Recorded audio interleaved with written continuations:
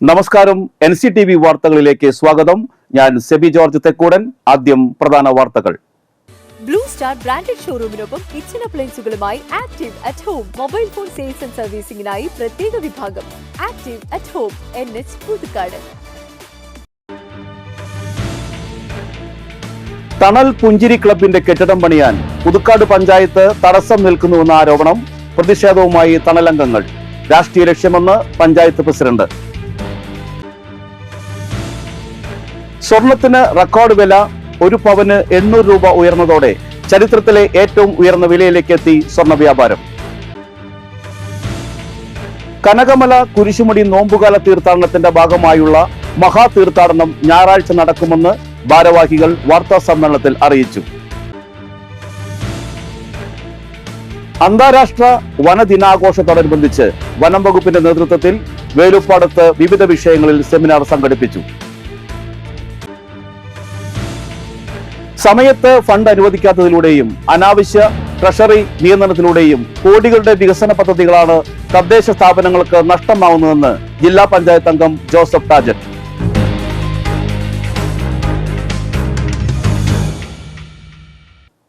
വാർത്തകൾ വിശദമായി.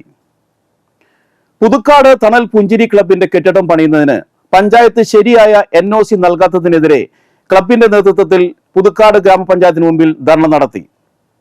സമരപരിപാടികൾ തണൽ ബ്ലോക്ക് സെക്രട്ടറി പുരുഷോത്തമൻ ഉദ്ഘാടനം ചെയ്തു.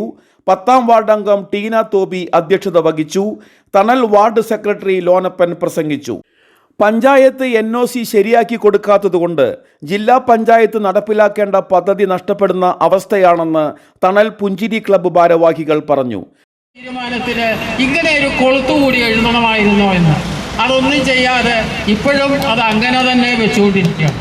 പല മേഖലകളിലും പല ആൾക്കാരുമായി ബന്ധപ്പെട്ടും പഞ്ചായത്ത് പ്രസിഡന്റ് കമ്മിറ്റിക്കാരുമായും പലതവണ സംസാരിച്ചിട്ടും അതിനൊരു പരിഹാരം ഉണ്ടായി തരാൻ ഈ 20 ലക്ഷം രൂപ അനുവദിച്ച് കിട്ടി അതിന് തണൽ വീട് നിർമ്മിക്കുന്നതിനുള്ള നടപടി സ്വീകരിക്കാൻ പഞ്ചായത്തിൻ്റെ ഈ ഒരു തീരുമാനം കൊണ്ട്. അതേസമയം ആരോപണത്തിൽ പ്രതികരണവുമായി പഞ്ചായത്ത് പ്രസിഡന്റ് KM ബാബുരാജ് രംഗത്തെത്തി. തണൽ കെട്ടിടം പണിയുന്ന സ്ഥലം പഞ്ചായത്തിന്റെ ആസ്തിയിൽ ഉൾപ്പെട്ടതിനാൽ ജില്ലാ പഞ്ചായത്ത് വിഹിതം ഉപയോഗിച്ച് പണിയുന്ന തണൽ കെട്ടിടത്തിന്റെ നിർമ്മാണോദ്ഘാടന പരിപാടി അടക്കമുള്ള തുടർ പ്രവർത്തനങ്ങൾ പഞ്ചായത്തിന്റെ അനുമതിയോടെയും പ്രസിഡന്റിന്റെ അധ്യക്ഷതയിൽ മാത്രമേ എന്ന വ്യവസ്ഥയിൽ NOC നൽകിയതാണെന്നും അത് പഞ്ചായത്ത് ഭരണസമിതി തീരുമാനമെടുത്തതാണെന്നും KM ബാബുരാജ് പറഞ്ഞു. കെട്ടിട നിർമ്മാണത്തിന് ഒരു തടസ്സവും ഉന്നയിച്ചിട്ടില്ലെന്നും വസ്തുതകൾ കൃത്യമായി അറിയാതെയാണെന്നും പഞ്ചായത്ത് പ്രസിഡന്റ് വ്യക്തമാക്കി. ജില്ലാ പഞ്ചായത്ത് രാഷ്ട്രീയ ലക്ഷ്യം വെച്ചാണ് സംഭവം വിവാദമാക്കുന്നതെന്നും വാർഡംഗവും ഇതിൽ പെട്ടുപോയിരിക്കുകയാണെന്നും ബാബുരാജ് ആരോപിച്ചു. പഞ്ചായത്തിൻ്റെ ആസ്തിയിൽ നിർമ്മിക്കുന്ന മുഴുവൻ കെട്ടിടങ്ങളെയും ആസ്തിയുടെയും മുഴുവൻ ഉത്തരവാദിത്വം പഞ്ചായത്തിനാണെന്നും പഞ്ചായത്ത് പ്രസിഡന്റാണ് അതിൽ അധ്യക്ഷത വഹിക്കേണ്ടത് എന്നുള്ള കാര്യം മാത്രം സൂചിപ്പിച്ചുകൊണ്ടുള്ള ഒരു തീരുമാനം പഞ്ചായത്ത് കമ്മിറ്റി എടുക്കുകയും അതനുസരിച്ച് അവർക്ക് ഇതിൻ്റെ NOC കൊടുക്കുകയും ചെയ്തിട്ടുണ്ട്. നിർമ്മാണത്തിന് ഒരു തടസ്സവും ഈ കാര്യത്തിലില്ല.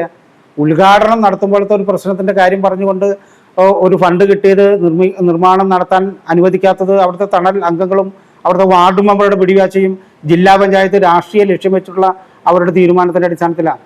ജില്ലാ പഞ്ചായത്ത് കൃത്യമായി ഈ കാര്യങ്ങൾക്ക് ഒരു തരത്തിലും ഒരു NOC കൊടുക്കാത്ത ഒരു പ്രശ്നം പഞ്ചായത്തിൽ നിന്നില്ല.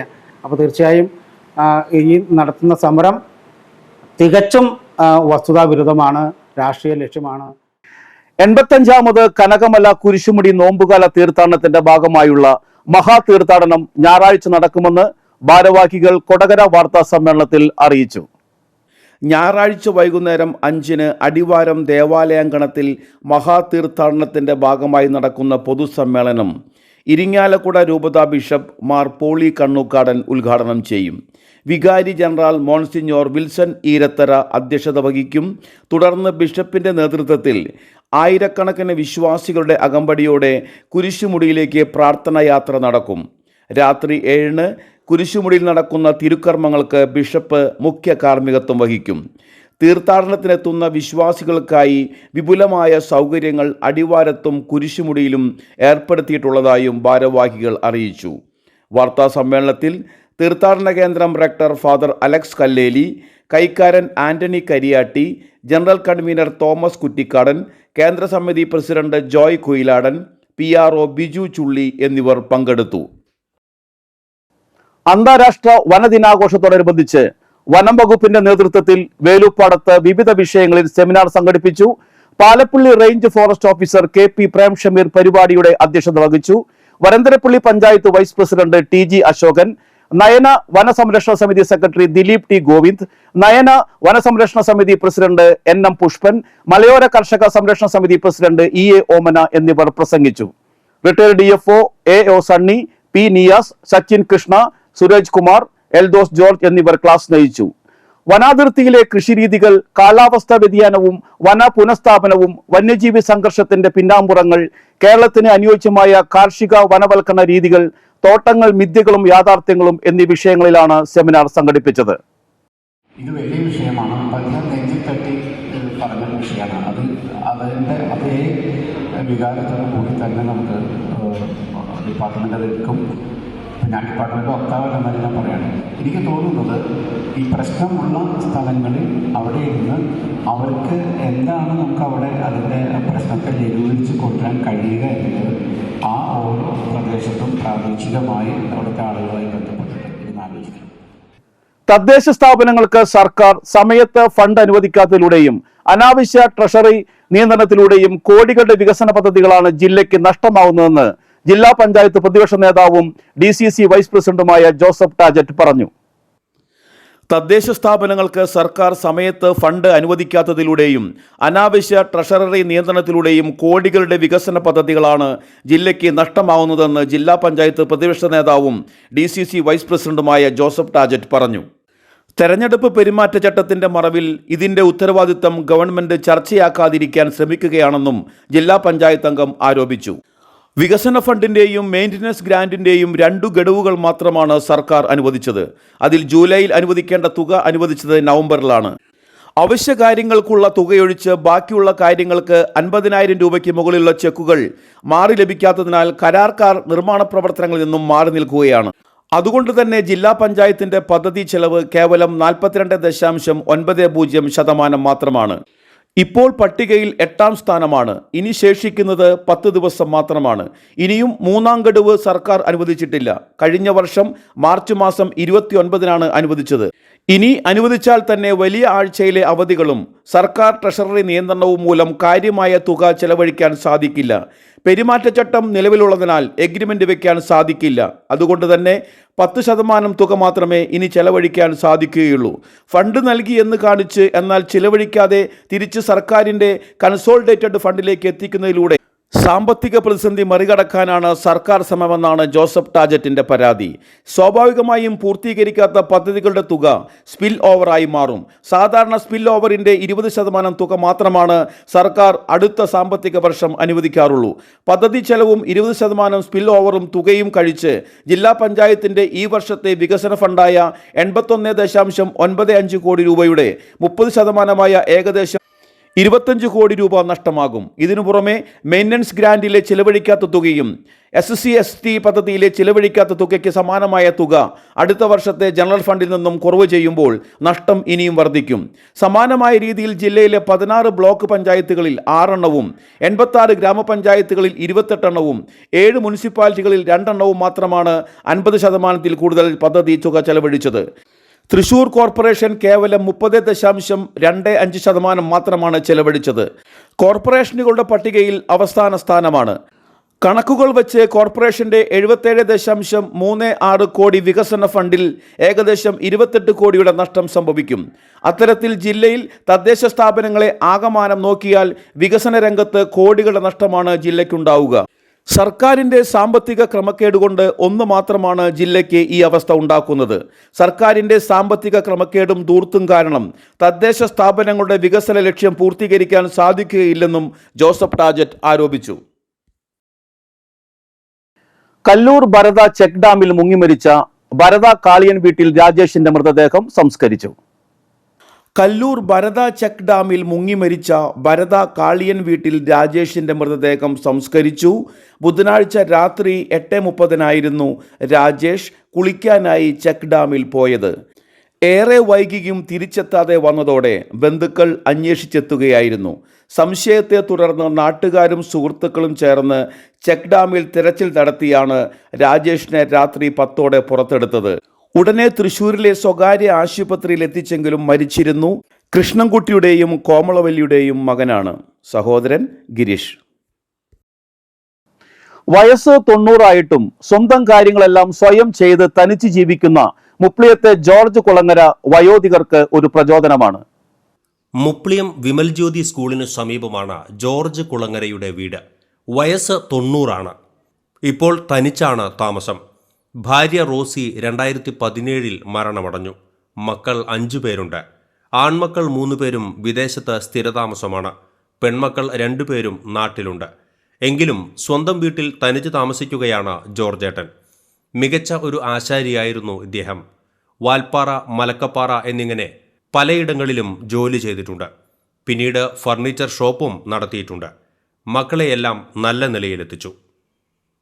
ഞാൻ 4 മണിക്ക് എനിക്കും 12 മണിക്ക് കിടന്നാലും അതെൻ്റെ പണ്ടത്തെ ജീവിതമാണ്. എനിക്ക് പറയാനുള്ളത്, നിങ്ങൾ മരിക്കുന്നവരെ നിരാശപ്പെടരുത്. പ്രായമായെന്ന് കരുതി മദ്യം പുകയിൽ നിർത്തണം, ഭക്ഷണം സൂക്ഷിക്കണം. ലോകം മുഴുവൻ വിഷമാണ്, അത് മനസ്സിലാക്കി ജീവിക്കണം. അരിമേൽ പോലും സ്പ്രേ ചെയ്യുന്നത് വിഷമാണ്, പക്ഷെ തിളച്ച വെള്ളത്തിൽ കഴുകണം, എന്നിട്ട് ഉപയോഗിക്കാവൂ.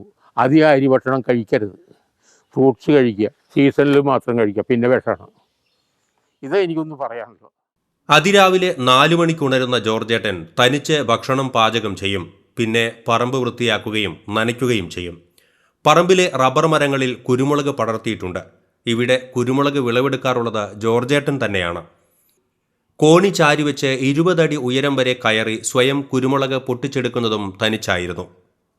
നടുവിനും കാൽമുട്ടിനും വേദനയുണ്ടെങ്കിലും പരാശ്രയമില്ലാതെ എല്ലാ കാര്യങ്ങളും സ്വയം ചെയ്ത് ജീവിക്കുകയാണ് ജോർജ് കുളങ്ങര. ദുശീലങ്ങൾ ഒന്നും ഇല്ലാത്തതും കൃത്യമായ ആഹാരശീലങ്ങളും തന്നെയാണ് 90-ാം വയസ്സിലും മറ്റൊരാളെ ആശ്രയിക്കാതെ സ്വന്തം കാര്യങ്ങളെല്ലാം സ്വയം ചെയ്ത് ജീവിതം മുന്നോട്ട് കൊണ്ടുപോകാൻ ജോർജേട്ടനെ സഹായിക്കുന്നത് എന്ന് ജോർജേട്ടൻ പറയുന്നു. ഇത് മറ്റുള്ളവർക്കും ഒരു നല്ല മാതൃകയാണ്. ക്യാമറമാൻ നന്ദുവിനൊപ്പം ബൈജു ദേവസി, NCTV ന്യൂസ്. പുതുക്കാടിനെ ഇളക്കിമറിച്ച് LDF സ്ഥാനാർത്ഥി VS സുനിൽകുമാറിന്റെ റോഡ് ഷോ. മേള അകമ്പടിയിൽ നടന്ന റാലിയിൽ 100 കണക്കിന് അണികളാണ് അണിചേർന്നത്. പുതുക്കാട് സെന്ററിൽ നടന്ന റോഡ് ഷോയിൽ സ്ഥാനാർത്ഥിക്കൊപ്പം KK Ramendran MLA, VS Prince, PK Sivaraman എന്നിവരും നേതൃത്വം നൽകി. ജീപ്പിൽ നിന്ന് VS സുനിൽകുമാർ എല്ലാവരെയും അഭിവാദ്യം ചെയ്തു. ശേഷം ആമ്പല്ലൂരിൽ റോഡ് ഷോ അവസാനിച്ചു.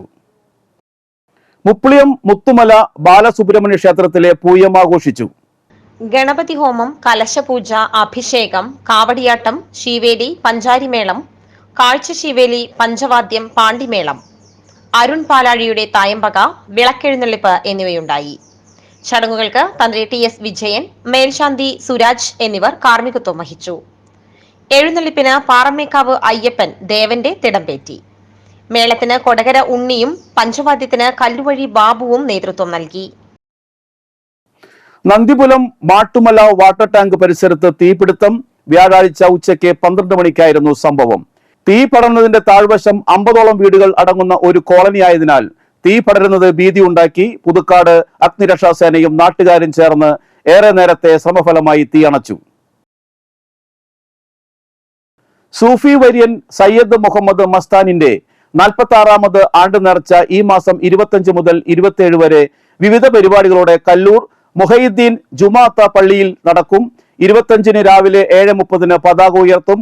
പരിപാടിയുടെ ഭാഗമായി മൗലിദ് പാരായണം, അന്നദാനം, ദിഹർദോവ മജ്ലിസ് എന്നിവയും വിവിധ ദിവസങ്ങളായി ഉണ്ടായിരിക്കുമെന്ന് പ്രസിഡന്റ് നാസർ പാടത്ത് പറമ്പിൽ, സെക്രട്ടറി ഷക്കീർ പറപ്പിൽ എന്നിവർ അറിയിച്ചു. സ്വർണത്തിന് റെക്കോർഡ് വില. 1 പവന് 800 രൂപ ഉയർന്നതോടെ ചരിത്രത്തിലെ ഏറ്റവും ഉയർന്ന വിലയിലേക്ക് എത്തി സ്വർണ്ണ വ്യാപാരം. ആദ്യമായി 49,000 കടന്നിരിക്കുകയാണ് സ്വർണ്ണവില. 1 പവൻ സ്വർണത്തിന്റെ വിപണി വില 49,440 രൂപയാണ്. ഗ്രാമിന് 100 രൂപ വർദ്ധിച്ച് 6,150 രൂപയായി. കാലാവസ്ഥ. കൂടിയ താപനില 34 ഡിഗ്രി സെൽഷ്യസ്, കുറഞ്ഞ താപനില 26 ഡിഗ്രി സെൽഷ്യസ്.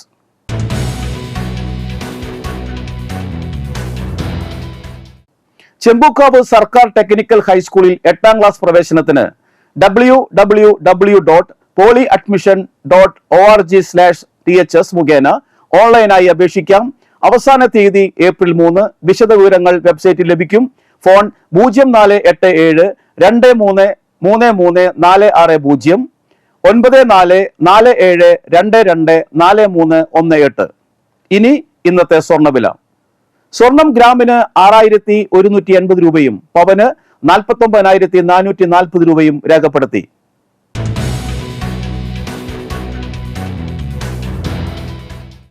പറപ്പൂക്കര മുത്രത്തിക്കര പള്ളത്ത് പരേതനായ കുട്ടപ്പന്റെയും അമ്മയുടെയും മകൻ സുബ്രഹ്മണ്യൻ അന്തരിച്ചു. 42 വയസ്സായിരുന്നു. സംസ്കാരം നടത്തി. ശാരിയാണ് ഭാര്യ. മകൾ അവനീത. ചെങ്ങാലൂർ സ്നേഹപുരം നന്ദിക്കര ചന്ദ്രൻ ഭാര്യ ഓമന അന്തരിച്ചു. 66 വയസ്സായിരുന്നു. സംസ്കാരം വെള്ളിയാഴ്ച രാവിലെ 11:30 വടൂക്കര ശ്മശാനത്തിൽ. പ്രധാന വാർത്തകൾ വീണ്ടും. ബ്ലൂ സ്റ്റാർ ബ്രാൻഡഡ് ഷോറൂമിനൊപ്പം കിച്ചൺ അപ്ലയൻസുകളുമായി active at home mobile phone sales and സർവീസിംഗിനായി പ്രത്യേക വിഭാഗം. Active at home, NH Puthukkad. തണൽ പുഞ്ചിരി ക്ലബിന്റെ കെട്ടിടം പണിയാൻ പുതുക്കാട് പഞ്ചായത്ത് തടസ്സം നിൽക്കുന്നുവെന്ന ആരോപണം. പ്രതിഷേധവുമായി തണലംഗങ്ങൾ. രാഷ്ട്രീയ ലക്ഷ്യമെന്ന് പഞ്ചായത്ത് പ്രസിഡന്റ്. സ്വർണത്തിന് റെക്കോർഡ് വില. 1 പവന് 800 രൂപ ഉയർന്നതോടെ ചരിത്രത്തിലെ ഏറ്റവും ഉയർന്ന വിലയിലേക്ക് എത്തി സ്വർണ്ണ വ്യാപാരം. കനകമല കുരിശുമുടി നോമ്പുകാല തീർത്ഥാടനത്തിന്റെ ഭാഗമായുള്ള മഹാ തീർത്ഥാടനം ഞായറാഴ്ച നടക്കുമെന്ന് ഭാരവാഹികൾ വാർത്താ സമ്മേളനത്തിൽ അറിയിച്ചു. അന്താരാഷ്ട്ര വനദിനാഘോഷത്തോടനുബന്ധിച്ച് വനം വകുപ്പിന്റെ നേതൃത്വത്തിൽ വേലുപ്പാടത്ത് വിവിധ വിഷയങ്ങളിൽ സെമിനാർ സംഘടിപ്പിച്ചു. സമയത്ത് ഫണ്ട് അനുവദിക്കാത്തതിലൂടെയും അനാവശ്യ ട്രഷറി നിയന്ത്രണത്തിലൂടെയും കോടികളുടെ വികസന പദ്ധതികളാണ് തദ്ദേശ സ്ഥാപനങ്ങൾക്ക് നഷ്ടമാവുന്നതെന്ന് ജില്ലാ പഞ്ചായത്ത് അംഗം ജോസഫ് ടാജറ്റ്.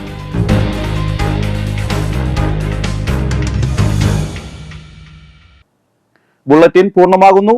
പുതുക്കാട് മേഖലയിലെ പ്രധാന സംഭവങ്ങളുടെ വാർത്താ ക്ലിപ്പുകളും ഡെയിലി ന്യൂസും NCTV ന്യൂസ് എന്ന യൂട്യൂബ് ചാനലിൽ ലഭ്യമാണ്. ന്യൂസ് ബുള്ളറ്റിന്റെ പ്രീമിയർ സംപ്രേഷണം എല്ലാ ദിവസവും രാത്രി 10-ന്. പുതുക്കാട് നിയോജക മണ്ഡലം, കൊടകര ബ്ലോക്ക് പഞ്ചായത്ത് പരിധികളിലെ സമഗ്ര വാർത്തകൾ അറിയാൻ NCTV ന്യൂസ് എന്ന യൂട്യൂബ് ചാനൽ സബ്സ്ക്രൈബ് ചെയ്യുക. നമസ്കാരം.